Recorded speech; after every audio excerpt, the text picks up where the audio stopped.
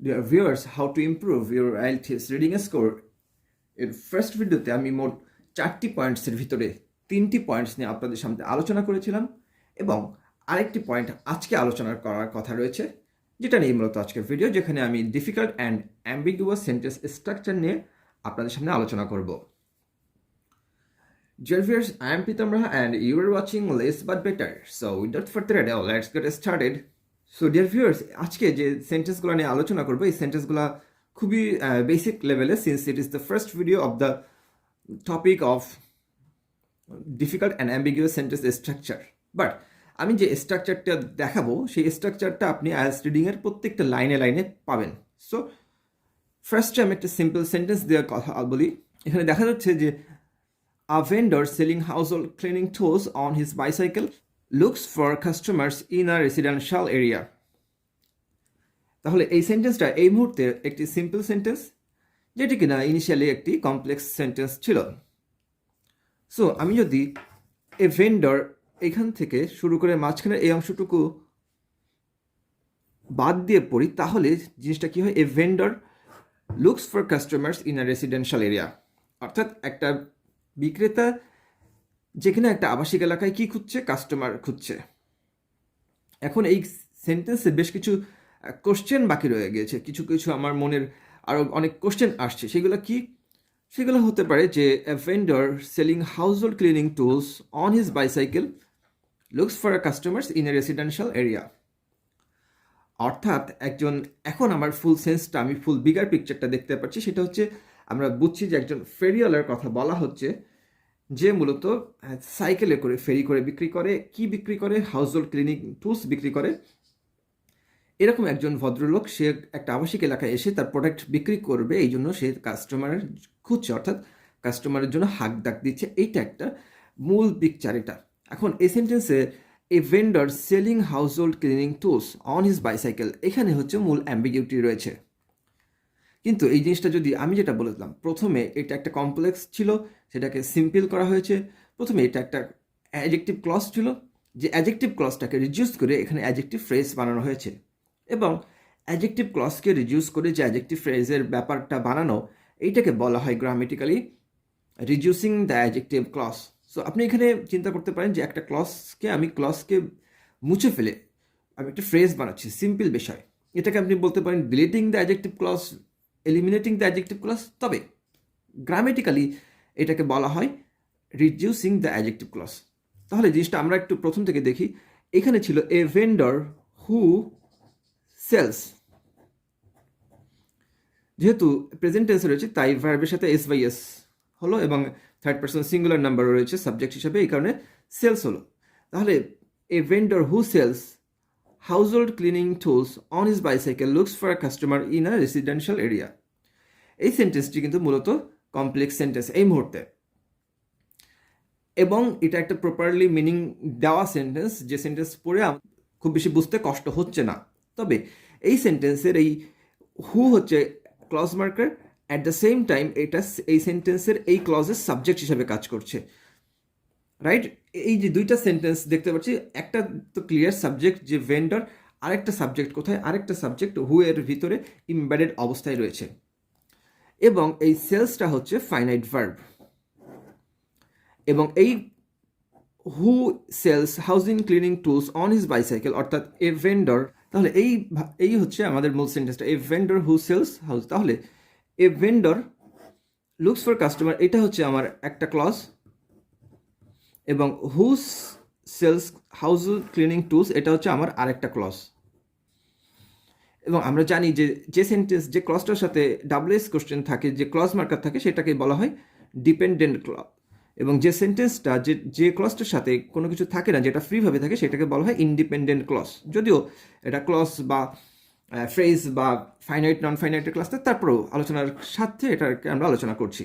So আমার এই অংশটুকু একটা ক্লজ, যেটাকে আমরা বলছি স্বাধীন বা ইনডিপেন্ডেন্ট ক্লজ। এই অংশটুকু একটা ক্লজ, যেটাকে আমরা বলছি ডিপেন্ডেন্ট ক্লজ। ডিপেন্ডেন্ট ক্লজের দিক থেকে তাকালে এটাকে বলা হয় যে অ্যাডজেক্টিভ ক্লজ। এখন একটা ক্লজ থেকে আমি যখন একটা ফ্রেজ বানাবো, অর্থাৎ একটা ক্লজকে এলিমিনেট করতে গেলে তার ডাব্লিউএস কোশ্চেন বা সাবজেক্টকে উঠাতে হবে এবং ফাইনাইট ভার্বকে নন ফাইনাইট ভার্ব করে দিতে হবে। তাহলে এই যে হুকে আমি উঠাই দিলাম এবং সেল ফাইনাইটকে আমি সেলিং বানাই দিলাম। সেলিং হচ্ছে নন ফাইনাইট ভার্ব। সঙ্গত কারণে নন ফাইনাইট ভার্ব নিয়ে এই মুহূর্তে আলোচনা করছি না, because that is the concern of another video.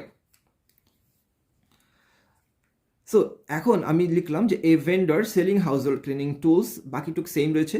এই অংশ এই মুহূর্তে যে অবস্থাটা তৈরি হয়েছে এটাকে আমরা বলবো রিডিউস অ্যাডজেক্টিভ ক্লজ। তাহলে মূলত একটা সেন্টেন্স, একটা কমপ্লেক্স সেন্টেন্স, সেই কমপ্লেক্স সেন্টেন্সটাকে আমরা যদি সিম্পল সেন্টেন্স করি তাহলে সেন্টেন্সের ভিতরে কিছুটা অ্যাম্বিগুইটি তৈরি হয়, সেন্টেন্সটা কিছুটা স্ট্যান্ডার্ড হয়। একটা সেন্টেন্সে যখন আমরা একটা অ্যাডজেক্টিভ ক্লজকে বাদ দিয়ে ওই অ্যাডজেক্টিভ ফ্রেজ বানাবো তখন সেন্টেন্সটা একটু স্ট্যান্ডার্ড হবে, সেন্টেন্সটার ভিতরে কিছুটা অ্যাম্বিগুইটি ক্রিয়েট হবে। By the way dear viewers, আমি যে বলছি যে কমপ্লেক্স থেকে সিম্পল করা মানেই হচ্ছে ক্লজ বাদ দিয়ে আমি ওই ক্লজটাকে ফ্রেজ বানাবো, অর্থাৎ একটা ফাইনাইট বাদ দিয়ে সেই ফাইনাইটটাকে নন ফাইনাইট করে দিলে সেটা আর হচ্ছে আরেকটা ক্লজ থাকছে না, সেটা একটা ফ্রেজে কনভার্ট হয়ে যাচ্ছে এবং তখনই সেন্টেন্সটা কমপ্লেক্স থেকে সিম্পলে চলে আসছে।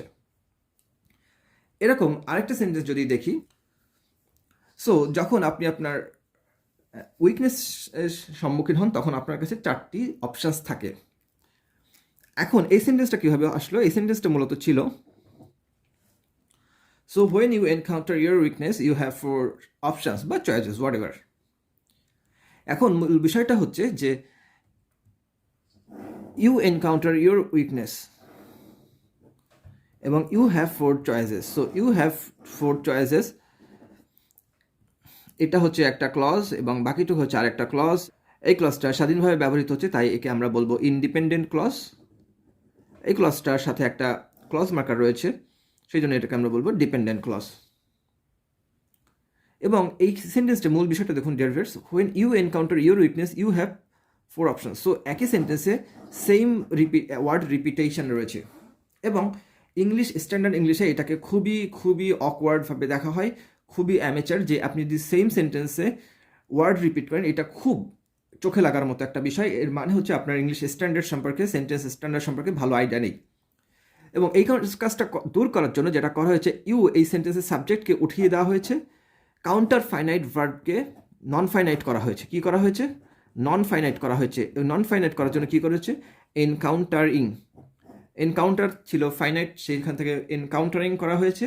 এটা ফাইনাইট থেকে নন ফাইনাইট হয়ে গিয়েছে। পুরো সেন্টেন্সটা কমপ্লেক্স থেকে সিম্পলে চলে এসেছে, সেন্টেন্সে কিছুটা অ্যাম্বিগুইটি, কিছুটা ডিফিকাল্টি চলে এসেছে। এবং যখন আপনি রেগুলারলি এরকম সিম্পল থেকে কমপ্লেক্সে চিন্তা করা শুরু করবেন, নট নেসেসারি আপনার সবসময় এটা করতে হবে, প্রথম কিছুদিন হাতে কলমে করলে আপনার একটা হ্যাবিট যখন তৈরি হয়ে যাবে, যখন জিনিসগুলো ধরতে পারবেন, then it won't be that much difficult. So আপনি যখন ধরতে পারবেন তখন কিন্তু এই ধরনের অ্যাম্বিগুয়াস বা ডিফিকাল্ট সেন্টেন্স স্ট্রাকচার আপনার কাছে আর ডিফিকাল্ট থাকবে না। জার্ভার্স এরকম সেম স্টাইলে আরেকটা সেন্টেন্স দেখা যাচ্ছে যে they are analysing grains cultivated at that time. So এখানে খালি চোখে এই কাল্টিভেটেড দেখে এই কাল্টিভেটেডকে অনেকে কিন্তু V2 বা পাস্ট ইনডিফিনাইট টেন্স হিসাবে ধরে নেবে, হুইচ ইজ নট। আমরা যদি একইভাবে সেন্টেন্সটাকে একটু লম্বা করি তাহলে দেখতে পাবো they are analysing grains that are cultivated at that time. ছোট করে একটা জিনিস বলে রাখি ডিয়ার ভিউয়ার্স, দ্যাট এমন একটা ক্লজ মার্কার হিসেবে কাজ করে যেটা ব্যক্তি বস্তু সবার ক্ষেত্রে ব্যবহৃত হয়, যেটা সিঙ্গুলার প্লুরাল নির্বিশেষে সবার ক্ষেত্রেই ব্যবহৃত হতে পারে। So that is that powerful. যাই হোক, মূল বিষয় হচ্ছে দে আর অ্যানালাইজিং গ্রেইন। দে মানে হচ্ছে এটা প্রোনাউন রেফারেন্সের ব্যাপার, প্রোনাউন রেফারেন্স নিয়ে অন্য একদিন আলোচনা করা হবে। দে বলতে গ্রুপ অফ পিপলকে বোঝানো হয়েছে এখানে। তারা কি করেছে? তারা শস্যকে অ্যানালাইসিস করেছে। কোন শস্যকে অ্যানালাইসিস করেছে? যেগুলা তৈরি হতো দ্যাট টাইম। দ্যাট টাইম মানে হচ্ছে কোনো একটা স্পেসিফিক টাইমকে বলা হচ্ছে, এই মুহূর্তে এটার কোনো রেলিভেন্সি নাই এই মুহূর্তে এই আলোচনায়, right? So they are analysing grains that are cultivated at that time. So দেখুন দ্যাট আর কাল্টিভেটেড অর্থাৎ এটি কিন্তু প্যাসিভ ভয়েসে রয়েছে, প্রেজেন্ট ইনডিফিনাইট টেন্সের প্যাসিভে রয়েছে। সো আমি একটু যেটা বলছিলাম যে কাল্টিভেটেড দেখে কিন্তু অনেকে ভাবতে পারে এটা V2, এটা পাস্ট ইনডিফিনাইট। না, এটা কিন্তু প্রেজেন্ট ইনডিফিনাইট টেন্সের প্যাসিভ ফর্মে রয়েছে। এবং সেন্টেন্সটাতে কিছুটা অ্যাম্বিগুইটি ক্রিয়েট করার জন্য, সেন্টেন্সটাকে কিছুটা স্ট্যান্ডার্ড করার জন্য কি করা হয়েছে? ক্লজ মার্কারটিকে উঠিয়ে দেওয়া হয়েছে, ফাইনাইট ভার্বটিকে উঠিয়ে শুধু নন ফাইনাইট অংশটুকে রাখা হয়েছে। They are analysing grains cultivated at that time. তাহলে এইখানে কোন জিনিসটা উজ্জ্বল রাখা হয়েছে? এই জিনিসটা দ্যাট আর, এই অংশটুকুকে উজ্জ্ব রাখা হয়েছে। তাহলে আপনি যখন সেন্টেন্স পড়বেন এবং পড়ে বুঝবেন যে কোন অংশটুকুকে উজ্জ্ব রাখা হয়ে গিয়েছে, তখন কিন্তু আপনার কাছে আর অ্যাম্বিগিউয়াস থাকবে না। ডিয়ার ভিউয়ার্স, এইখানে যে বিষয়টা দেখতে হবে যে আপনি যখন পড়বেন they are analysing grains cultivated at that time, so এখানে খাট করে আপনার একটা খটকা লাগবে যে দে আর অ্যানালাইজিং গ্রেইনস, খুব সুন্দর। কাল্টিভেটেড অ্যাট দ্যাট টাইম, হঠাৎ করে একটা খটকা লাগবে। সো আপনি যদি এই নলেজটা না থাকে বা আপনি যদি এই ফরম্যাটের সাথে ধরেন পরিচিত, বাট আপনি যদি এইভাবে প্র্যাকটিস না করেন, বাসায় প্র্যাকটিস করার সময় যদি এইভাবে না দেখেন, তাহলে কিন্তু আপনি যখন রিডিং করবেন তখন কিন্তু এই জিনিসগুলো আপনার জন্য খুবই খুবই পেইনফুল হবে। Hence reading will not be a pleasant subject for you. So এইভাবে আপনি চেষ্টা করবেন। আমি মাত্র 3টে এক্সাম্পল দেখালাম, বাট যত আরও কঠিন চাইলেও দেখানো যেত, বাট আমি সিন্স ফার্স্ট ক্লাস হিসাবে খুবই বেসিক লেভেলের জিনিসপত্রগুলো দেখালাম। তবে আপনি যখন রিডিং সলভ করবেন দেখবেন লাইনে লাইনে এই ধরনের সেন্টেন্স এবং সেম স্ট্রাকচার। বেশিরভাগ ক্ষেত্রেই এই রিডিউস অ্যাডজেক্টিভ ক্লসের ব্যাপার রয়েছে, ক্লস মার্কার ওঠানো, ফাইনাইট ভার্ব এবং ক্লস মার্কারকে উঠিয়ে বা সাবজেক্টকে উঠিয়ে একটা সিম্পল সেন্টেন্স আপনার হাতে ধরিয়ে দেওয়া হচ্ছে, যেটার মাধ্যমে একটা অ্যাম্বিগিউটি ক্রিয়েট হচ্ছে। আপনি যদি এই প্যাটার্নের সাথে পরিচিত হন, তাহলে রিডিংটা আপনার কাছে আরও এনজয়েবল হবে। ডিয়ার ভিউয়ার্স, লাস্ট এপিসোডে আমি আপনাদের কাছে একটা লাইন দিয়ে সেই লাইনটার এক্সপ্লেনেশন চেয়েছিলাম, যে লাইনটা আমি পেয়েছি ক্যামব্রিজ বুক 8 টেস্ট 3 এর রিডিং প্যাসেজ 2। লাইনটা হচ্ছে sub 4 minute milers outstrip or jogging. এটার এক্সপ্লেনেশন চেয়েছিলাম। এটা কিন্তু দেখতে নিরীহ হলেও বেশ ডিফিকাল্ট একটা sentence to get the meaning. So ফার্স্টে আমরা সাব 4 মিনিট মাইলার্স এই ব্যাপারটা খেয়াল করবো। সাব 4 মিনিট মানে কি? দেখেন ডিয়ার ভিউয়ার্স, সাব মানে হচ্ছে কোনো কিছু থেকে কম। সো সাব স্ট্যান্ডার্ড মানে স্ট্যান্ডার্ড থেকে কম। সাব ক্যাটাগরি মানে ক্যাটাগরি থেকে একটু ছোট ক্যাটাগরিকে বোঝানো হয় সাব ক্যাটাগরি। সাব 4 মিনিট মানে 4 মিনিট থেকে 4 মিনিটের কম, 4 মিনিটের একটু কম, হালকা একটু কম, এটাকে বলা হয় সাব 4 মিনিট। সাব 4 মিনিট 4 মিনিটের কম। মাইলার্স, সাব 4 মিনিট মাইলার্স অর্থাৎ একটা সময় ডক্টররা বিলিভ করতো যে 1 মাইল যদি আমরা হিউম্যান বিং 1 মাইল দৌড়াতে চাই, তাহলে it will take at least 4 minutes.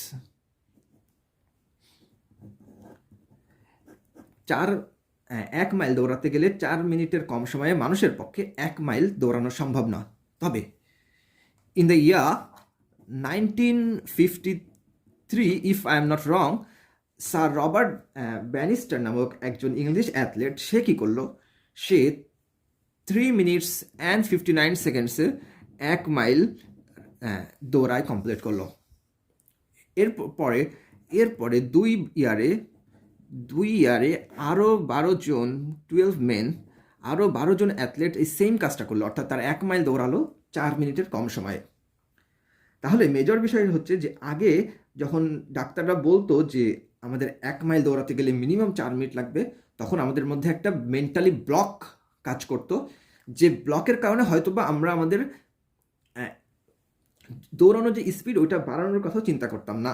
কিন্তু যখন ব্যানিস্টার সে এই কাজটা করে দেখালো, 4 মিনিটের কমে 1 মাইল দৌড়াই দেখালো, তখন অনেকের কাছে ওই ফেথটা তৈরি হলো, তারা তাদের জগিং বা রানিং স্পিডটা বাড়ালো।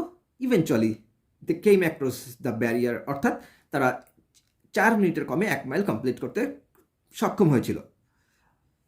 এখন যে জিনিসটা বলা হচ্ছে এটা হচ্ছে যে সাব 4 মিনিট মাইলার্স ব্যাপারটা বুঝলাম। বলছে আউট স্ট্রিপ আর জগিং। আউট স্ট্রিপ মানে হচ্ছে ছাড়িয়ে যাওয়া, কোনো কিছু ছাড়িয়ে যাওয়া, কোনো কিছু বেড়ে যাওয়াকে বলা হয় আউট স্ট্রিপ। কোনো কিছু থেকে কোনো কিছু ছেড়ে যাওয়াকে বলা হয় আউট স্ট্রিপ করা। অর্থাৎ যদি বাংলাটা বলি, sub 4 minute milers out strip আর জগিং আমাদের জগিংকে বাড়িয়ে দেয় বা জগিংয়ের গতি বাড়িয়ে দেয়। অর্থাৎ ওই যে ব্যানিস্টার যখন দৌড়ালো, তখন অন্য যারা ছিল তারা ভাবলো যে তখন কিন্তু তারা কিভাবে পারলো, তারা অবশ্যই পেরেছে বিকজ তারা তাদের দৌড়ানোর স্পিড বাড়িয়ে দিয়েছে by watching Bannister complete this achievement less than 4 minutes. অর্থাৎ আমি এই সেন্টেন্সটা দিয়ে যেটা বোঝানো হচ্ছে যে যারা জিনিয়াস, এই রবার্ট ব্যানিস্টার ইনি অবশ্যই একজন জিনিয়াস। রবার্ট ব্যানিস্টার ইনি অবশ্যই একজন জিনিয়াস, যেহেতু ইনি এত ইম্পসিবল একটা কাজকে পসিবল করেছিল।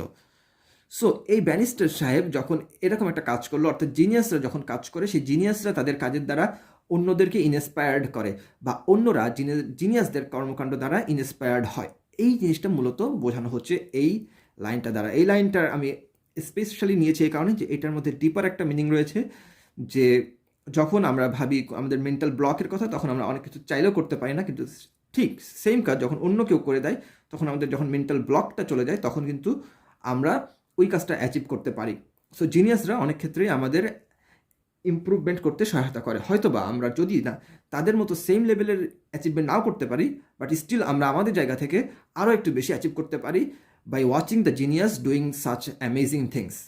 এবং এইটাই হচ্ছে প্যাসেজটা ছিল, প্যাসেজের নামটাই ছিল হচ্ছে the nature of the genius.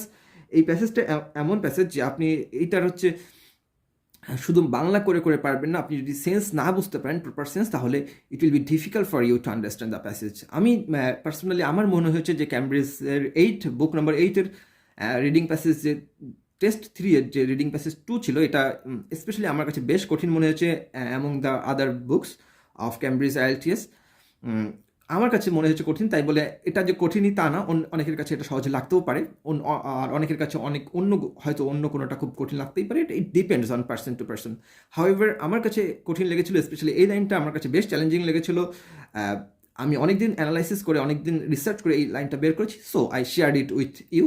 So dear viewers, this is the video of today, and if you like the video, you can hit the like button, and also you can subscribe to my channel. If you have any suggestion for me, you can put your comment below in the comment box. See you in the next episode. Till then, goodbye.